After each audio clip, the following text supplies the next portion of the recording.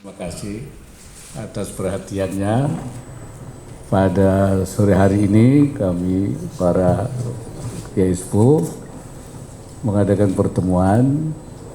Ada sejumlah kiai, ada yang lewat Zoom, dan Kiai Anwar Mansur, Kiai Sa'ad Agil, Kiai Mustafa Bisri, Kiai Kafabi, Kiai Muhtadi Dimyati dari Banten, Pandeglang, Kiai Zuhri Zaini,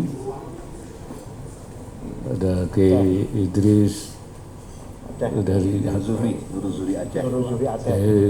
Zuhri dari Aceh, ya, atau Walid Nun namanya itu.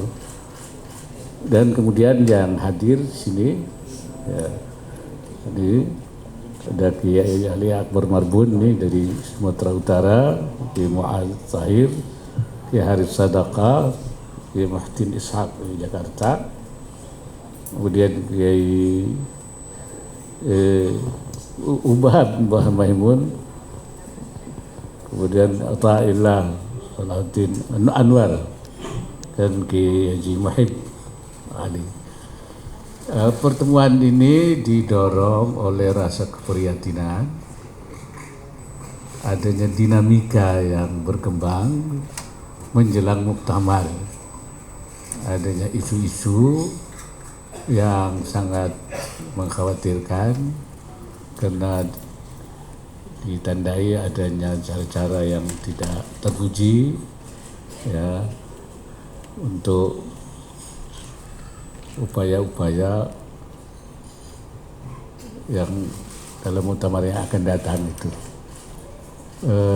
Dipilihnya tempat ini supaya kita memang akan membuat seruan moral, tidak untuk kepentingan siapa-siapa kecuali untuk kepentingan Nahdlatul Ulama, supaya muktamar ini memang muktamarnya para ulama, sehingga jangan dicederai oleh hal-hal yang tidak terpuji, tidak sesuai dengan akhlaknya para ulama. Prihatin itu menyangkut masalah yang utamanya itu masalah ahwa. Ahwa itu adalah representasi para ulama yang untuk memilih Rais Am, yang lahir mestinya dari hati nurani dan memilih orang yang terbaik, representasi ulama yang terbaik, yang punya selain kapasitas juga integritas. Jadi benar-benar ulamanya itu tidak merupakan satu paket pesanan, apalagi kalau di situ ada diikuti dengan masalah transaksi atau mobilisasi, ataupun juga ada upaya-upaya hal-hal yang tidak terpuji lainnya. Kemudian juga jangan sampai ada muktamar itu diwarnai oleh seperti adanya pihak-pihak dipengaruhi oleh pihak tertentu, yang ada isu Restu Istana misalnya. Kita yakin bahwa pemerintah tidak akan melakukan hal itu, ya, karena mereka selama ini selalu kalau masalah NU tidak pernah ikut campur supaya diselesaikan lewat seperti waktu konflik adanya masa yang lalu, pemerintah tidak mengambil, tapi penyelesaiannya dilakukan melalui islah secara internal. Maka di dalam juga muktamar ini yang kami dengar, mereka juga tidak akan ikut mendukung satu pihak, tetapi menyerahkan kepada NU. Karena itu para ulama kita menyerukan seruan moral supaya berjalan sesuai dengan hati nurani dan sesuai dengan akhlak NU. Itu intinya. Tapi apa namanya itu lengkapnya saya minta Kiai Muhid dibacakan. Ya, ini isi lengkapnya pernyataan daripada pertemuan ini. Saya kira itu. Terima kasih. Assalamualaikum warahmatullahi wabarakatuh. Pertemuan ini kita sebut sebagai forum silaturahmi para kiai. Pertemuan ini adalah menghasilkan beberapa seruan moral berkaitan disampaikan berhubung tadi yang disampaikan yang beramin. Setelah bersilaturahim, bertukar pikiran dan mencermati perkembangan menjelang Muktamar NU ke-35 dengan dilandasi rasa tanggung jawab untuk menjaga marwah Jam'iyah dan kemaslahatan NU, kami menyerukan kepada seluruh warga dan terutama para pemangku amanat NU untuk bersama-sama menjaga muktamar agar berlangsung dengan sejuk, jujur, adil, berintegritas dan bermartabat. Yang kedua, muktamar NU bukanlah semata-mata arena kontestasi untuk menentukan siapa yang menang dan siapa yang kalah. Muktamar adalah forum permusyawaratan para ulama dan para pemegang amanat Jam'iyah yang harus diselenggarakan dengan menjunjung tinggi adab, akhlak, nilai-nilai keulamaan serta tradisi luhur Nahdlatul Ulama. Karena itu muktamar tidak boleh dicederai oleh perilaku-perilaku yang tidak terpuji, transaksi kepentingan, tekanan, manipulasi, ataupun cara-cara yang merendahkan kehormatan para ulama dan marwah Jam'iyah. Poin ketiga, menghormati kedaulatan muktamirin. Muktamar merupakan forum permusyawaratan tertinggi NU. Di dalam muktamar terwujud kedaulatan para muktamirin yang datang membawa amanat dari struktur dan jamaah ulama. Kedaulatan tersebut harus dihormati sepenuhnya, tidak boleh ada desain, mekanisme, pengkondisian ataupun rekayasa yang secara langsung maupun langsung mengurangi kebebasan dan kedaulatan muktamirin dalam menggunakan hak dan menjalankan amanatnya. Yang ketiga, poin menjaga ahwa sebagai makom keulamaan. Ahwa atau al-hali walakti harus tetap ditempatkan sebagai makom keulamaan, bukan instrumen perebutan kekuasaan. Pemilihan ahwa harus mencerminkan penghormatan kepada integritas kealiman, keteladanan, kebijaksanaan, dan kewibawaan para kiai yang dipercaya oleh muktamirin.